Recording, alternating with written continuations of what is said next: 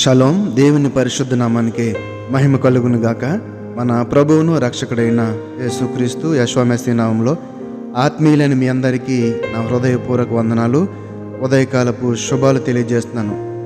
మత్తయి సువార్త 5వ అధ్యాయము 44వ వచనంలో ఈ విధంగా రాయబడి ఉంది. నేను మీతో చెప్పినదేమనగా, మీరు పరలోకమందున్న మీ తండ్రికి కుమారులై ఉండినట్లు మీ శత్రువులను ప్రేమించుడి, మిమ్మును హింసించు వారి కొరకు ప్రార్థన చేయుడి.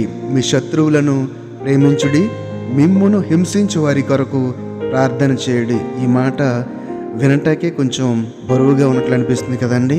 మనం చేయటకు కూడా అంతే బరువుగా ఉంటుంది.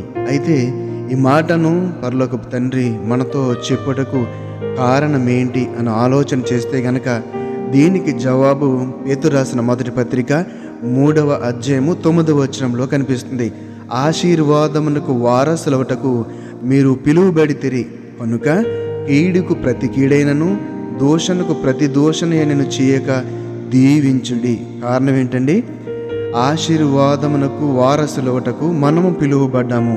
కాబట్టి ఆ ఆశీర్వాదమునకు వారసులుగా ఉండాలంటే మనము చేయవలసిన పని ఏంటంటే మన శత్రువులను ప్రేమించాలి, మనలను హింసించే వారి కొరకు ప్రార్థన చేయాలి.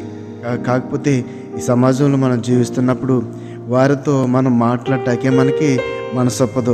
పలానా టైంలో నన్ను ఇలాగన్నాడు కదా, అలాగన్నాడు కదా, పలానా వారితో నా గురించి చెడుగా చెప్పాడు కదా, ఇవే ఆలోచనలు వస్తాయి. కానీ తండ్రి మనతో మనం ఆశీర్వాదమునకు వారసులు అవ్వాలంటే శత్రువులను ప్రేమించమన్నాడు కదా, మనల్ని ద్వేషించే వారిని మేలు చేయమన్నాడు కదా, ఆలోచన మాత్రము రాదు. కాబట్టి ఈ మాట వింటున్న మనం అందరం కూడా ఈరోజు ఒక గొప్ప మర్మమును మన హృదయం అనే పలక మీద రాసుకుని ఈ విధంగా చేస్తే కనుక ఆశీర్వాదములకు వారసులు అవడమే కాదు, మనకి సమాధానము కలుగుతుంది. ఎందుకంటే ఇలాగ మన శత్రువులను ప్రేమిస్తూ మనల్ని ద్వేషించే వారి కొరకు, మనమే చెడు మాటలు చెప్పేవారి కొరకు, ఇలా కొండెములు పెట్టేవారి కొరకు మనం ప్రార్థన చేస్తున్నందుకు మంచిని కోరుకుంటున్నాం అనుకోండి, మనలో ద్వేషం అనేది, కోపం అనేది ఉండదు. కాబట్టి మనకు సమాధానం అనేది మొట్టమొదటిగా లభిస్తుంది. కాబట్టి సమాధానం లేని వారు చేయవలసిన పని ఏంటంటే, మిమ్మల్ని ఎవరు ఏమన్నా సరే, ఏమనుకున్నా సరే, వాళ్ళు బలహీనులు మాట, మన దృష్టిలో వాళ్ళు బలహీనులు. సో వాళ్ళు బలహీనత ఉంది కదా, ఏమవుతులే, వారి కోసం మనం ప్రార్థన చేద్దాము అని ఆలోచన వస్తే కనుక మనం నిశ్చయముగా మనం సమాధానాన్ని పొందుకుంటాము.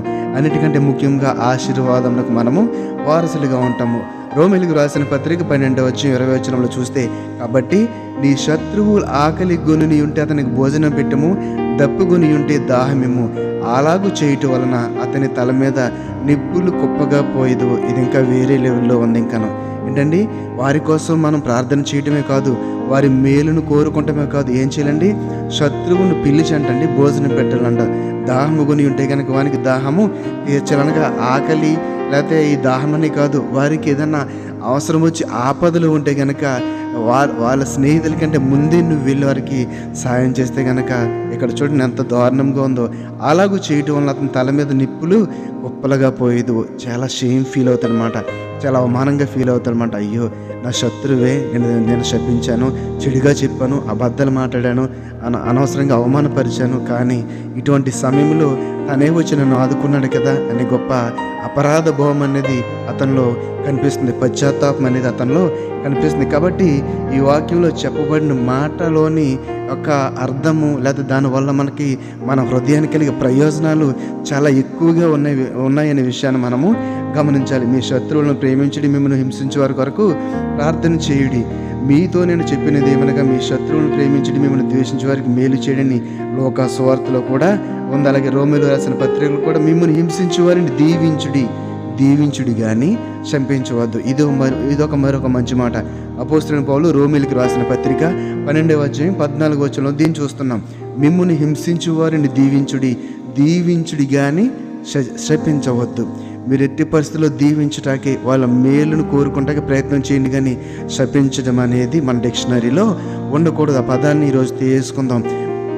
మనకి చేతనైతే ప్రేమిందాము, వాళ్ళ మంచిని కోరుకుందాం, అంతేగాని వాళ్ళని శపించడం కానీ వాళ్ళ బ్రతుకులు పాడైపోవాలి కానీ నాశనం అవ్వాలి కానీ మాట మాత్రము మన నోట్లోంచి రాకుండా జాగ్రత్త పడదు. కాబట్టి ప్రియులారా, ఒక గొప్ప మంచి మాట దేవత దేవుడు ఈరోజు మనతో మాట్లాడుచున్నాడు. మీ శత్రువులను ప్రేమించండి, మీ శత్రువుల కొరకు ప్రార్థన చేయండి, మీ శత్రువుల యొక్క మేలును కోరుకోండి, మీ శత్రువు ఆపదలు ఉంటే వారికి సహాయం చేయండి. అదే దేవుడు మన నుంచి కోరుకున్నది. దీనివల్ల మనం ఆశీర్వాదములకు వారసులు అవుతాము. రెండవదిగా మన హృదయాలకు సమాధానము కలుగుతుంది. కాబట్టి ఇటు రీతిగా దేవుడు చెప్పినట్లుగా మనం అందరం కూడా మన శత్రువుల ఎల్ల దీన మనసు కలిగి జాలి హృదయం కలిగి వాళ్ళని ప్రేమిద్దాము. దేవుని కోరుకున్నట్లుగా మన విరిగిన హృదయాన్ని ఆయనకి అర్పిద్దాం. ఈ మాటను బట్టి దేవుడు మన ఆత్మలను బలపరిచి స్థిరపరచును గాక. ఆమేన్. పరిశుద్ధుడా, మహోన్నతుడా, మమ్మల్ని కన్న తండ్రి, నీ పరిశుద్ధమైన నామమునకు వందనాలు, స్తుతులు, స్తోత్రాలు. జీవము గలదేవు నీ కొందనాలు ప్రభువా. నాయన తండ్రి, వీరేమి చేయుచున్నారు వీరెరుగును గనుక వీరిని క్షమించని సిలువ మీద మీరు పలికిన మాట ద్వారా ఈరోజు తండ్రి ప్రభువా మా హృదయాల్లో కూడా తండ్రి ప్రభువా శత్రువులను ప్రేమించాలని, అది వారి బలహీనతని, వాళ్ళని ప్రేమించడమే, వాళ్ళ మేలు కోరుకోవటమే, వాళ్ళ కోసం ప్రార్థన చేయటమే, వారికి సహాయం చేయటమే మన పనిగా ఉండాలని ఈరోజు మాకు నేర్పించారు నాయన. అటు రీతిగా మేము అందరం కలిసి తండ్రి ప్రభువా నీ మాటను నెరవేర్చే వారంగా, శత్రువులను ప్రేమించే వారికి మమ్మల్ని ఉంచమని, దీవెనలు పొందుకుని కృపను దయచేయమని, ఆశీర్వాదాన్ని వారసులుగా చేయమని నజరేయుడైన యేషువ మెస్సీ నామములో ప్రార్థన అడిగి వేడుకొనుచున్నాము తండ్రి. Amen, amen. షలోం. అందరికీ వందనాలు. Praise the lord. షలోం. దేవుని